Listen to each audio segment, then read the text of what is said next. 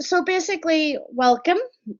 Thank you so much, as I said, for joining us. We are delighted to be able to launch a new MSc in Criminology and Criminal Justice. For people who have studied at UU before, you'll know that this has kind of been a long-term ambition to launch. So we're really, really pleased that we have been able to get it approved and that we're now in the position to launch. So I'm just going to take you through some of the details today. Perfect, thank you. Okay, so first of all, in terms of the benefits of studying at UU, obviously UU has really quite a range of different courses which provide you with the choice and opportunity to either, if you're already in employment, potentially change your current career or place you in a good position for promotion, or to plan your future career. I'm going to focus obviously on the new MSc and how that feeds into a number of really quite high profile careers and also existing careers, particularly if you already work in a field related to criminology and criminal justice, so a policing agency or restorative justice organisation, human rights or social research area. The applied skills which you will develop throughout the course could therefore help you to secure a job or advance your career. And it gives you a really quite competitive edge whenever you are going into the employment field, which is competitive. The global nature of some of the topics which are covered by the MSc also places you in a great position if you're looking to maybe expand and go outside of Northern Ireland and look for jobs in other different countries. We've tailored it for local and national economies, but also the more global economy as well. I remember very much the sense of fulfillment that my own masters gave to me. And I remember being in the predicament, which I know that some of you are in at the moment, which is you've just completed your undergraduate degree and you're trying to decide which masters is the best for you. I know that I chose mine based upon my own interests and what skills I knew that I kind of needed to develop or work upon. It is an intense course, but it is very rewarding, and you will develop a full set of applied skills beyond what you've been given at undergraduate level. You'll look at things like investigative methodologies for corporate and state crime, and you're also going to be provided with advanced research skills training, provided with skills sets for becoming practitioners or to develop yourself as a practitioner in restorative practices, punishment, etc. Acquiring those skills, it will not only provide you with a sense of personal fulfillment, but also more confidence whenever you are going out to actually go for these jobs. I'm going to talk a little more about the teaching team later, but people who know us and come from our undergraduate teams know us hopefully already quite well. You are going to be taught by experts on the particular topic within each of the modules, and we are recognised on a local, national and international basis through our research and publication work. We've also built the MSc around stakeholder engagement with some of our UG students and also our industry contacts, and also blended in with our own research interests. Combined, we're hoping that that's really going to provide a really rich learning experiences provided by a really dedicated team of academics who, as a lot of you will know that are here, are really passionate about their particular areas, and that passion that emulates through our teaching. People who have studied at UU before will be aware of the study environment and the excellent range of resources which are available through the library, your access to databases, journal articles, other documents. Library staff are very approachable, and you can organise one-to-one sessions to help you to become acquainted with the resources, which would be particularly important for people who are new to UU or who have perhaps had a break and are coming back into study again. We also provide guidance on what to study, and we also use quite creative ways in order to teach, to enhance learning and to make it a pleasurable experience, because students will learn more from that. Of course, then, if you decide to do this, you're going to have an academic qualification, and that's regardless of what pathway you decide to take on the MSc, because you can do it full-time, you can do it part-time. There's also a PG Cert or a PG Diploma, which again, I'm going to talk more about shortly. Another key aspect then is that we do have a range of local, national, international connections to industry and employers, which has again informed the development of the MSc and really seeks to ensure the development of real and useful and applied skills and training to help you as you go forward into the workforce and to whatever area that you want to. Again, I'm going to talk a little bit more about those links shortly. All right, so these are some of the quantifiable benefits. So more reasons to why doing a master's is important and again can have direct impacts on what you go on to study and also how much you actually earn.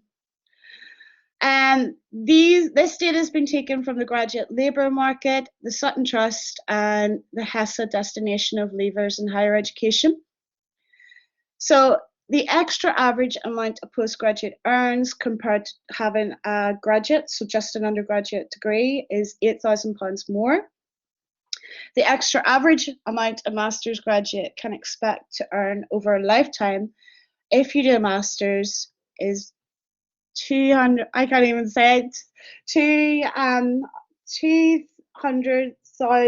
I can't even say, you can see it on your screen, I do apologise. What is wrong? I do statistics and I can't read that. Brian! 266,000. Oh, my brain! You can see I'm not used to presenting.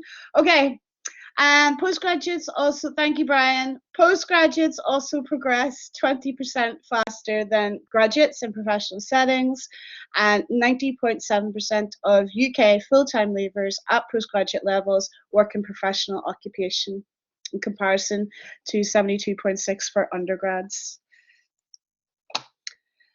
All right, so as I said, there are flexible modes of study. You can do it full-time. If you study full-time, you complete the master's in a year, where you have 3 modules per semester, and then you do the dissertation over the summer. So that acts as a 3rd semester. For part-time, you have a more flexible option. It depends on your circumstances, but on average, part-time students will complete 2 modules per semester. So it would take about 2 years, maybe 3, dependent on the person's circumstances. And then we have the shorter courses, which is the PG Cert and the PG Chip, which I'll talk about in a wee moment, where you only do a selection of modules. So there's flexibility to fit in with if you're in employment and to fit in around anything else that might be going on in your life, like care and responsibilities and that type of thing. In terms of applying, I did have a question from a student yesterday, and I'll get back to them after this session today. This is live, so the CMS has been completed for it, and it's now open for applications. I'm going to talk about fees and finance in a wee moment. You can apply online at ulster.ac.uk. I have previously sent links to our people that are within UU to the online prospectus, where it provides an overview of the course, and you can also apply on that URL. For anyone else, you could just do a simple Google search, MSc and CCJ at UU, and you'll be able to get through the prospectus, or go to the main website and then go to the postgraduate section. There's no official closing date. In contrast to people who have studied criminology and criminal justice at undergraduate level, master's courses are small, so courses are limited, so it is best to apply early to secure your place. If you're not completely decided about what you want to do, and you have perhaps seen another master's that you are interested in, say Peace and Conflict or one of the other ones, you can have multiple applications. That's fine, and then you can decide at a later date which one you'll go forward with. Obviously, we would like you to choose ours. Do make sure that you're fully completing the application, and if in doubt, contact us, and contact me directly, and I'll be able to give you any help that I can do. And if I can't help, I can refer you on to someone who can help. Okay, so fees and finance. What you see there is the cost for the full MSc for a year. So that is 6,270. I got it and said it right. I'm very proud of myself. So that is the cost for the year masters.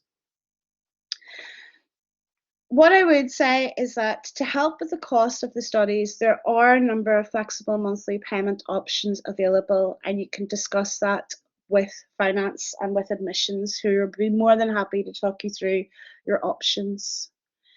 If you pay the full cost of the fees at enrolment, you receive a 5% discount. For anyone who has studied at UU before, you will get a 10% discount. So you've completed your degree at UU previously. And that's not just in criminology, it's in other social science areas like social policy, politics, sociology, also law as well. In terms of part-time costs, you're charged per module, and the cost per module is £1,044.90. So if you do 2 modules per semester, the cost for the year would be £4,179. And then you would make a final payment of the £2,089 in the final year. In terms of help with the costs, there is a postgraduate tuition fee loan. For the previous academic year, which was, well, we're still in it actually, the 2020 to 21 academic year, the government provided tuition fee loans of up to £5,500 per student for postgraduate study, which covered the majority of the fees. This is available for Northern Ireland students who meet the nationality or residency criteria. And if you go to the website, again, postgraduates, you can even do a Google search for it, postgraduate funding at UU, you'll see direct links to all of the information which I'm sharing with you. The postgraduate tuition fee loan is available for postgraduate courses studied full-time, part-time, in attendance, over or no more than 3 years. Now, what I'm going to talk to you about, I'm going to explain a wee bit about the current postgraduate tuition fee loan, but do note it is up and being revised, and details of how much will be available for the 21-22 year will be posted as soon as they can. So based on the 2021 figures, it's non-means tested, so it isn't dependent on how much you earn or how much the people that you're living with earn. It's paid directly to the higher education provider, which is us. There's no age limit. You're entitled to one of them only. There's only a few things it's not available for. It's not available for PhDs, integrated masters, or the postgraduate certificate in education, but it is fully applicable for our current program, both on a part-time and a full-time basis. It's also applicable for the postgraduate diplomas and certificates. Now, do note again that it is under review, but the most recent information will be on the website as soon as it is available.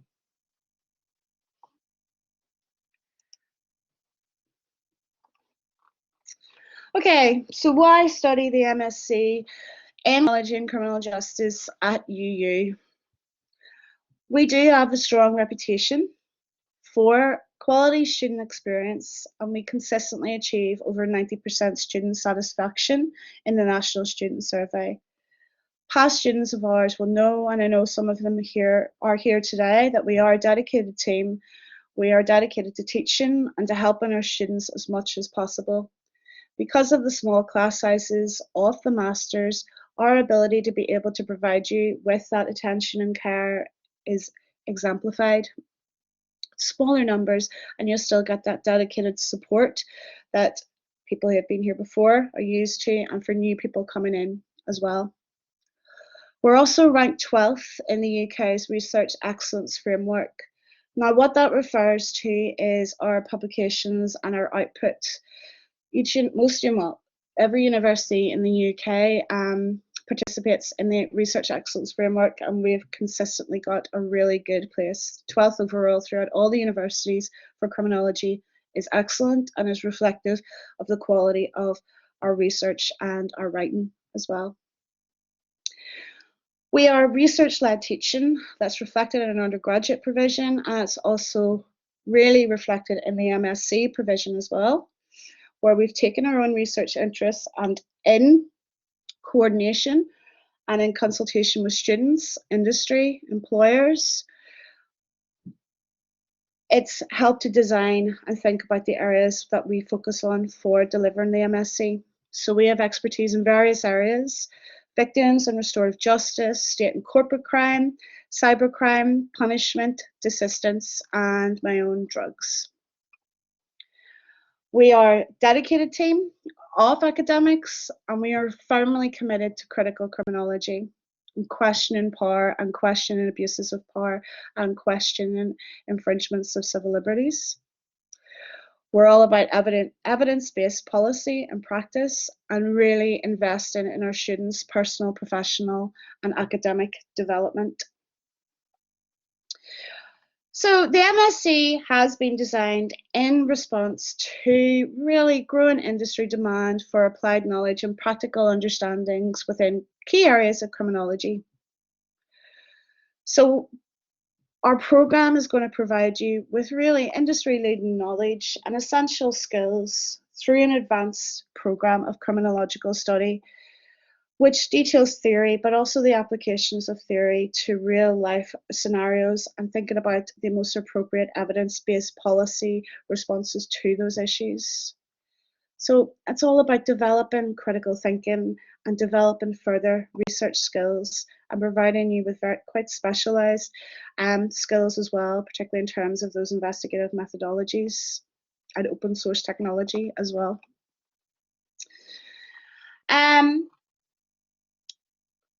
So in terms of the areas, and I am going to do a quick overview of the different modules. Again, if you do have any questions and anything I haven't covered, please do feel free to get in touch with me. Really by responding to demands, particularly in high growth areas such as crime prevention, designing out crime, restorative justice, cybercrime, white collar crime, digital forensics, victim support. Really, the MSc is going to enhance your prospects within the field of criminology and criminal justice and related sectors, and also provide you with skills applicable to not just the academic settings, but also to private, public, and voluntary sectors. We also have really strong research and industry links in Northern Ireland, so on a local basis, other parts of the UK, Europe, North America, Africa, Asia, and the Pacific. And again, spanning all of the areas which I just talked about: restorative justice, desistance, prisons, human rights, corporate compliance, counterterrorism, amongst others. The expertise which we have informs the content of our teaching, and we are really seeking to ensure that all of our teaching is grounded in real life problems and scenarios where you get the opportunity to apply criminological theory, skills, and methods to examine and to challenge injustices. So far, we've got a range of different organisations involved. We have the Criminal Justice Inspection in Northern Ireland. So they're responsible for inspecting really all aspects of the criminal justice system in Northern Ireland, apart from the judiciary. People who have studied criminology before will know that they do a lot on detention, so places like prisons and police custody. We also have the involvement of NIACRO, so that's the Northern Ireland Association for the Care and Resettlement of Offenders, which people who have studied criminology before will know that in Northern Ireland they provide a range of programmes and services for children, young people, adults and families, which really aims to reduce antisocial behaviour and offending. We also have victim support, which a lot of you will know directly helps people that's affected by crime. Also, we have involvement in Northern Ireland Alcohol and Drug Alliance, which is an alliance of 13 voluntary and community organisations who work with people who use substances throughout Northern Ireland. The PSNI, Community Restorative Justice Projects, Probation, and the Department of Justice as well. I'm also working on developing good placements with Northern Ireland Statistics and Research Agency too, for people who are interested. So again, we do really want to emphasize that we have these links and strong links. Some areas, as I said, like Nisra, I still need to develop, for example, but those agencies are all directly involved in not only provide an opportunity to teach on the module, but also to give you scenarios, policy scenarios, and potentially then research scenarios, which you could do, which is hugely important, beneficial. Also, if you're already in employment, there would also be the opportunity for you, if it was related to what you're covering in the course, to perhaps then, say in the final semester, to do a project which is based on something which your own employer would feel would be beneficial. So this is the team.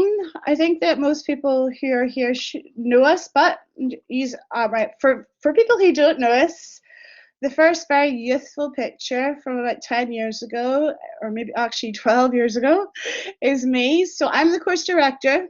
So like I said, if you have any questions at any point, do send me an email and I will happily respond. My research interests are drug consumption, markets, criminalisation and public health. Then we have Brian Payne, who looks like he's going surfing. If you want to see what yours is, Brian. I was about 28 or something in that picture at least, maybe 26. It's the same for me. Brian, then, do you want to introduce yourself? Yes, so I'll introduce myself quickly. I know most people in the call, but it's being video too, so there might be other people external to the university tuning in at some stage. But yes, my name is Brian Payne, and I'm the subject lead for criminology, and also will be teaching on victims and restorative justice on the MSc and the dissertation module coordinator as well. And those of you who know, I'm really into restorative justice, community policing, and transnational organised crime are my three big areas of interest too. So I can't wait to get stuck into teaching some of those specialist subjects. So lovely to see you all. Thanks. Thank you, Brian. Next, we have Connor. So Connor specialises in research related to gender, masculinities and femininities, sexuality, punishment, policing, organised crime, prisons, and criminology. He's also doing really interesting work at the minute in prisons and looking at sports-based interventions within prisons as well. Then we have Brendan. Brendan's areas of research interests is the developmental and life course criminology. He's also very interested in young adults in contact with the criminal justice system, desistance from crime, rehabilitative and reintegrative potential of the creative arts. So using music really as a form of trying to reduce recidivism and reoffending. Next we have Linda. Linda's a senior lecturer in criminology who specialises in prisons, policing, abolitionism, youth justice and human rights. Then we have David. David specialises in state corporate crime, environmental crime and harm, regulatory violations, grand corruption, investigative research methods, intelligence analytics, and open source data science. Then we have Una. Una specialises in youth justice, the imprisonment of children, children's rights, prisoners' families, prisoner support, and the treatment of females or women, in the criminal justice system. And then last but not least, we have Professor Christian Laslett. He is currently still our head of school, but he is returning to the teaching team within the next academic year. He specialises in state crime, corporate crime, corruption, and investigative methodologies as well. So that's our team. Okay, So I'm just going to provide you with a brief overview of the modules. What you see in front of you, I'm going to just take it like it's a full-time MSc program. So in the first semester, you have 3 compulsory modules. The first one is Foundations of Social Science Research. That module really aims to introduce students to a variety of different research approaches used in social science research in order to help develop skills for reviewing and analysing existing research, designing, conducting and reporting on your own research. And it focuses on general research skills, referencing and also computing skills. So if you have been away from study for a period of time and you're worried about coming back and getting overwhelmed by perhaps settling in, the purpose of that module is to get everybody up to the same level, to reintroduce you, or maybe to introduce you to for the first time, some of the basic ideas surrounding research within social sciences. The topics covered include desktop and document research, qualitative and quantitative methods, big data, ethics, and sensitive research. Then we come to the first of the core criminology modules, which is contemporary perspectives on risk and security. This module really aims to enable students to develop a critical appreciation of the theoretical perspectives on risk and security. It also aims to provide you with skills in applying theory to contemporary examples and really to examine the implications of current kind of policies for risk and security, for justice and civil liberties, so the implications for human rights. The topics covered include, first of all, introducing students to theories surrounding risk and security, then public and private policing, how risk is assessed and dangerousness is assessed, and then we apply, the rest of the module applies those ideas to contemporary examples such as counterterrorism, the policing of drugs, young people, antisocial behaviour and recidivism. The third module then is global landscapes of crime and justice. So the aim of this module is really to introduce critical perspectives in criminology to global forms of crime, harm and justice. So it aims to provide an applied understanding and knowledge of policy, regulation and enforcement strategies in response to transnational crimes. So you would learn about the impacts of globalization on understanding justice and how crime takes place in international and transnational landscapes. It's also going to equip you with applied approaches to the study of criminal activities, so how to research these things. And that ranges from fraud, corruption, organised crime, money laundering, through to state, corporate and environmental crimes. So the aim is really to equip you with contemporary understandings and applied knowledge and practical skill sets, which are essential to policy design, regulatory enforcement, oversight, both nationally and internationally. So you cover a wide range of different topics: investigative research methodologies, asset protections, bribery and corruption, organised crime, human trafficking, money laundering, deep web, commodity, environmental, land grabbing, etc. So that's the first semester and the module which are covered. So then moving on to the second semester. Now you'll see at this point there are 2 compulsory modules. The first compulsory module is Victims and Restorative Justice. So if you're doing the MSc either on a part-time or full-time basis, then you'll also be doing the dissertation.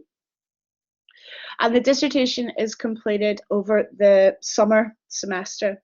So you get to choose Victims and you do Victims and Restorative Justice, and then you get to choose 2 of the others that you see in front of you.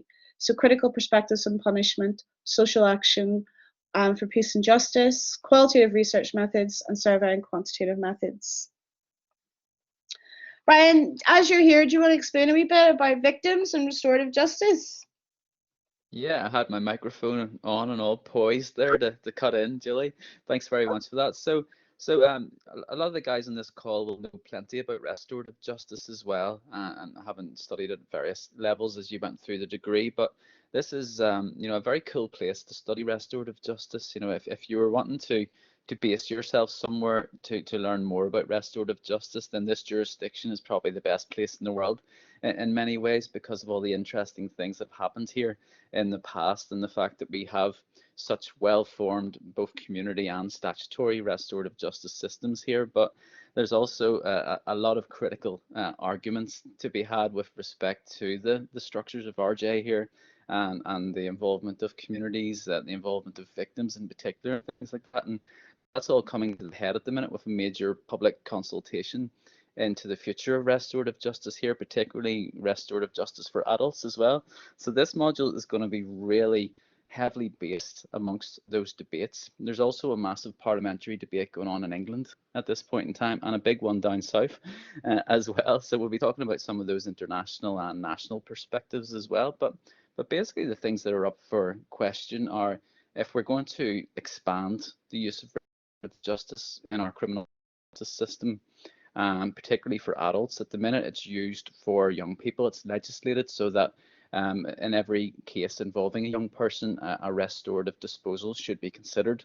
And there's some criticism that this doesn't always happen because judges tend to be a little bit punitive sometimes when it comes to the application of restorative justice. But the argument for a new adult restorative justice system is, should it be really closely connected to the criminal justice system?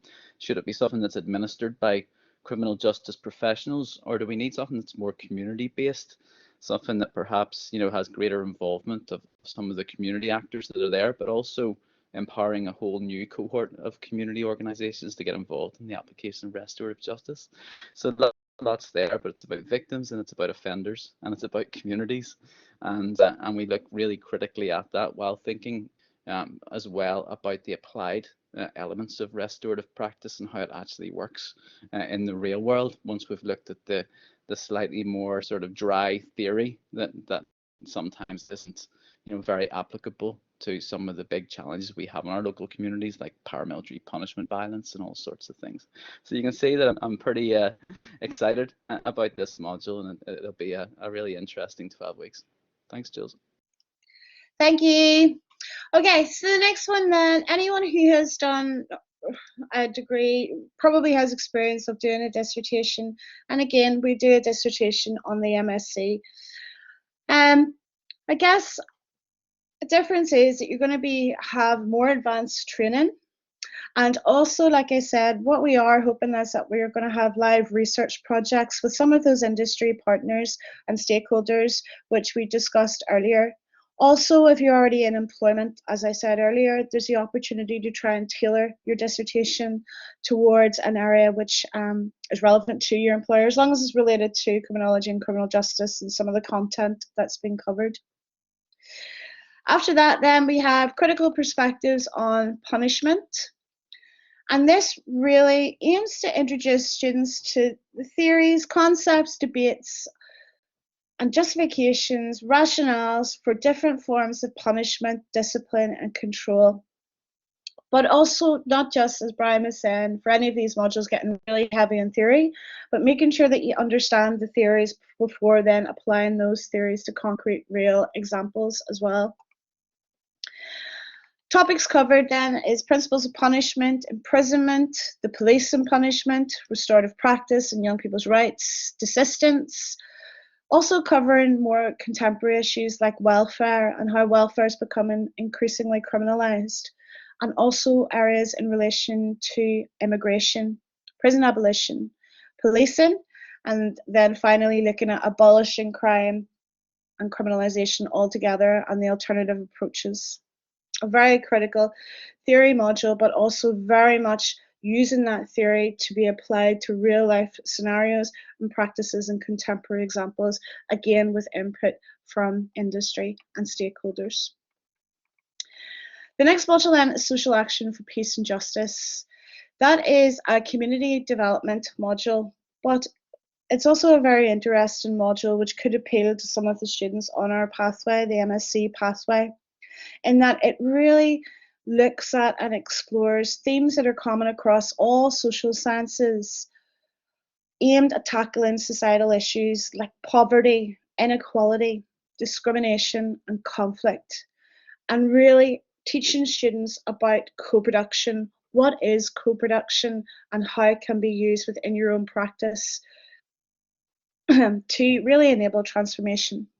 So it looks at policy, legislation, and modes of practice, and looks at how they're often rolled down from the top down to the bottom, whereas they could be better informed by taking a grassroots community intervention. So it teaches you all about those areas, and then there's an opportunity to do like a little mini project as well. Co-design and co-production is really important, and for me that's a really interesting module as well. And then you have your advanced skills training in qualitative and quantitative methods.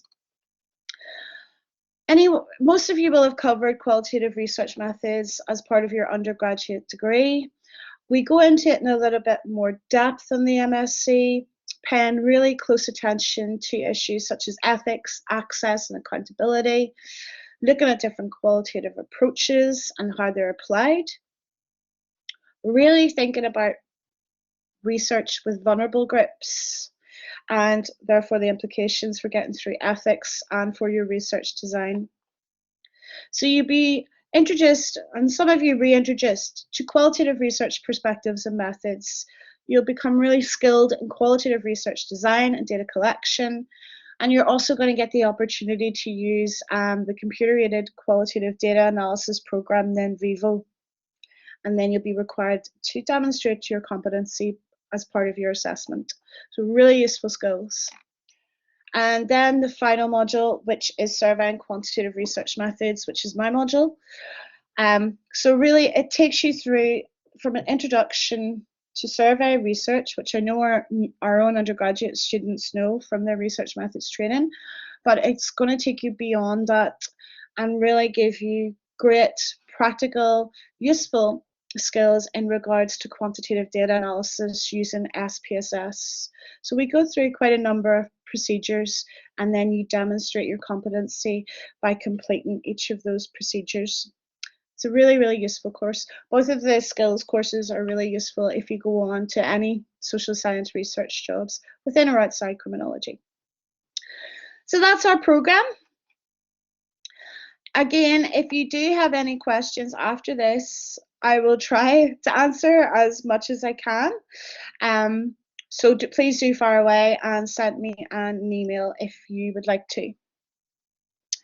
So just to look quickly at the learning approach, I've explained if you do the full-time course, it's a year long. So that is 3 modules per semester. And then the dissertation is completed in semester 3. Part-time MSc, it depends on how many modules that you're doing per semester, which is of course contingent upon perhaps you're working and you need to fit your teaching in according to your job, or you have other responsibilities, or something happens and you need to take a break or whatever. The diploma, postgraduate diploma, you basically do all of the core modules, but it excludes the dissertation, and that's completed over semesters 1 and 2. So you do all of the core criminology modules. You also do for the postgraduate certificate, you only complete core modules, and they're over semester 1 and 2, so it's the shortest out of them all. Is that clear enough?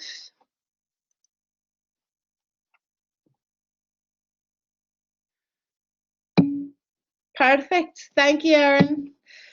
Excellent, Yasmin. Cheers. Okay. So how are we going to teach it? Well, you know that COVID-19 has had really significant, substantial impacts on teaching and learning, but hopefully there'll be more of a return to in-person teaching soon, hopefully in the next semester. In fact, I know there'll be some, I think they're going forward with in-person teaching, but that's contingent upon no real spikes in COVID, of course, so there could be changes. What we intend to do is use a blend of online content, lectures, and seminars. So we'll be providing a really kind of broad range of teaching and learning methods, and we're using a kind of this wide range in order really to promote critical thinking, reflexivity, and teamwork.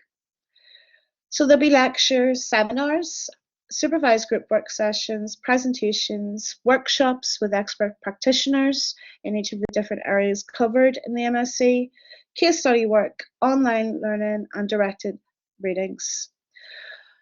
In combination with lecture material, these will also be accompanied by podcasts, videos, handouts, and any other relevant information which we feel could enhance your learning around the particular topic area.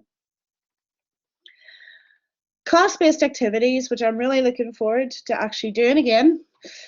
Class-based activities allow students to really apply your learning to real-life problems and scenarios. And that's through the completion of group discussions, debates, presentations, and directed readings. And as I said previously, you are also going to acquire key skills in qualitative and quantitative research methods, either one or both, using a large survey data set, which is actually relevant to Northern Ireland, which makes it more interesting when the survey, we're working with real data collected from Northern Ireland as well. You're also going to benefit from individual research supervision for your dissertations as well. All of our assessments are really closely aligned to the module and degree learning outcomes, and they're all designed to really motivate you to engage with course content and to test your learning. We're going to be setting assessments that emulate real life scenarios and challenges, and that will directly correspond to what we have been covering in class. There's a variety of different types of assessments, so it could be case study report, presentation, policy briefs, reflective accounts, tasks, data analysis tasks, posters, research proposals. You will notice the lack of essays and stuff. So we are giving you a variety of different assessments, and there's no exams, a variety of different assessments which are really true to what you would be doing in an employed situation and develop those key skills going forward. And there's also going to be then formative feedback built into each assessment. So before you would submit your final project or case study report, there will be opportunities in class, or depends on the module coordinator, some feedback opportunities to provide you with initial feedback to help you to improve your mark before you submit your final assessment. Okay, so in terms of support, I think another question that I had was, there were concerns that there wouldn't be the same level of involvement with staff at the MSc. I mean, the benefits of the MSc is the small class size. So say like 15 to 30 people maximum will be in the class, which provides us with the opportunity to do a lot more individual work with people. You will also be allocated a studies advisor who is there to help you no matter what the issue is. People who have studied at UU before know that we operate an open door policy. That's been, of course, a bit more difficult being remote.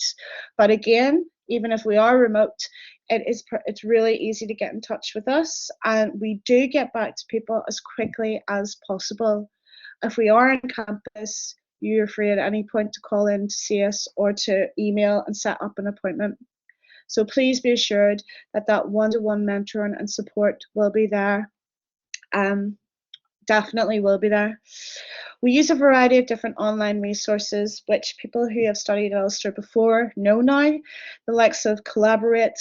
There's also a big drive to develop digital skills amongst graduates, we've actually built some of that into our assessments as well. For example, presentations, potentially I think video kind of reflective aspect for one of the assessments.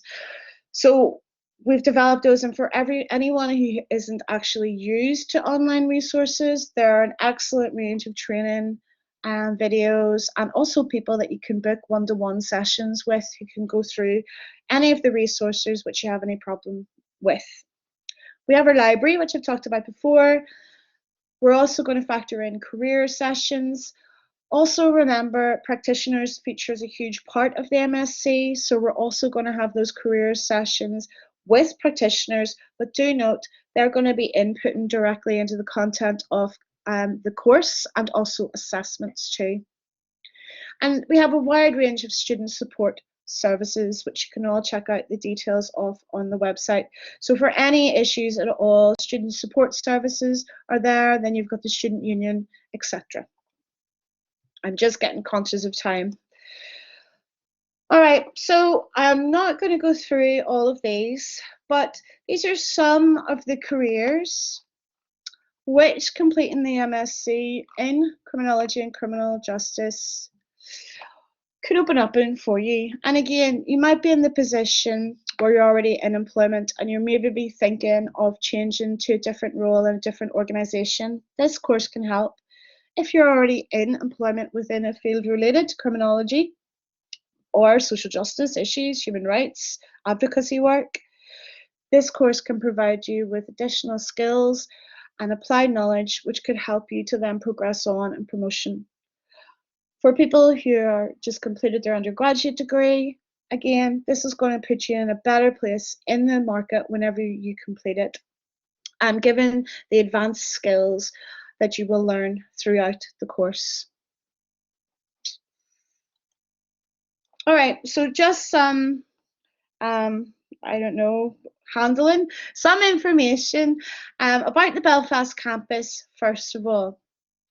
Now, the campus itself, it is scheduled to open its doors in September 2021, but there are a small number of courses that will be running in Belfast. I don't know for sure at the moment if the MSc will be one of those, but if it is, that would be communicated to you. What for in the first semester. What I do know is that all of our modules and courses are going to be moved down to the Belfast campus in the second semester, providing there aren't any more kind of issues which arise in the meantime. So the MSc is more than likely probably going to be at Jordanstown for the first semester, possibly in Belfast, but again, I can keep people updated as that situation is really developing all the time at the moment. I do know for sure that we'll all be in Belfast in semester 2. In terms of timetabling and things like that, that will come out if you decide to register and apply for the course. That will come out like it did in undergraduate degrees around late August, early September, and you'll be fully informed of all that, plus given a full induction as well. In terms of COVID-19, preparations are still underway. I'm not sure. We could be in I think that we're more than likely going to be in a classroom, but that could change over the next few months if there's any more spikes in COVID-19. So we need to be sure that we're complying with risk assessments, and that whenever we return to campus in person, for us and all of you, that we do it safely and in line with government guidance. That ulster.ac.uk coronavirus will keep you updated with any of those developments. That is me complete, and I'm glad because I thought I might talk for like an hour and a half. And I'm glad that that's up. So listen, do you have any questions at all about anything that I've covered? Can we apply through student finance again? Yes, you can indeed. That actually related to query. Actually, if Brian's there, because he has more experience of this student finance than I do, it's my understanding if they, well, Brian, could you explain the student finance bit, if you don't mind?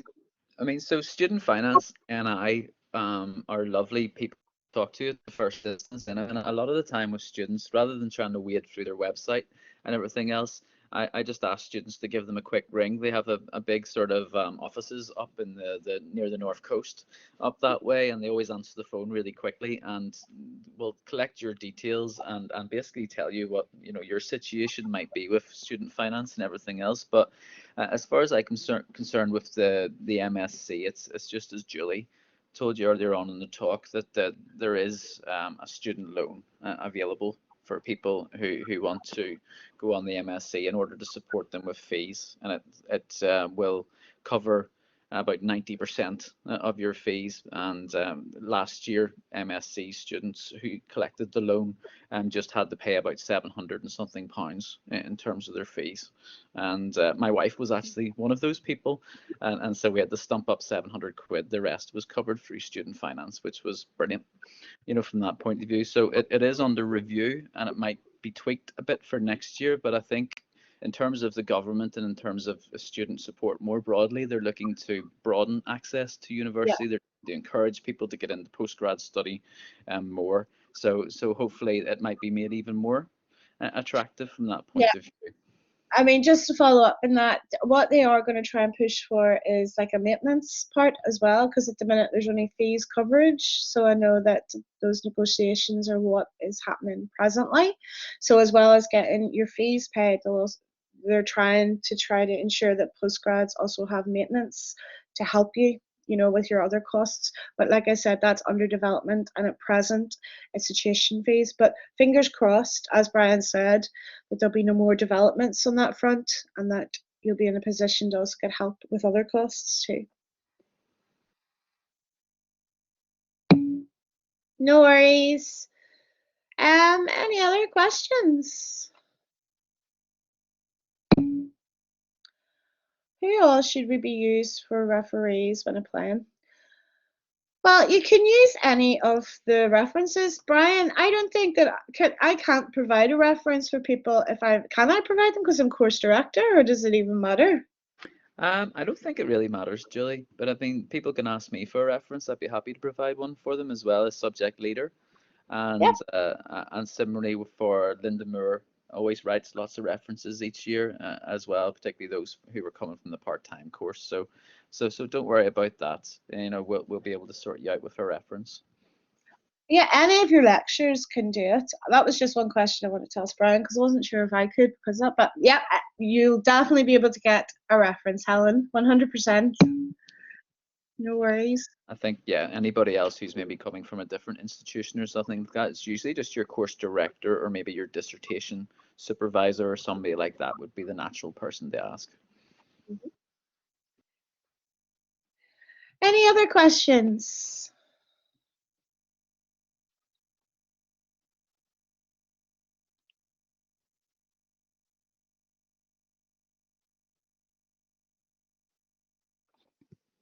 I think you've covered every single aspect, Julie. I know. Good. But too bad. It's lovely to see some of you. I wish I could talk to you properly, but I hope that I will be able to talk to you soon again. So well, because I can see quite a lot of our students are here, which is great. And also everybody else who's outside, you're more than welcome. And thank you very much for attending as well. I hope that you found it useful in helping you to make a decision as to what you would like to study for a master's. And we would love it if you came to Ulster. Yeah, definitely. Thanks, lovely Thanks, to see Olga. you. Well, I'm not seeing, but virtually reading you. No worries. Take care now. Thanks very much, guys. See you all Thank soon. you. See Bye. ya. Bye, Toby.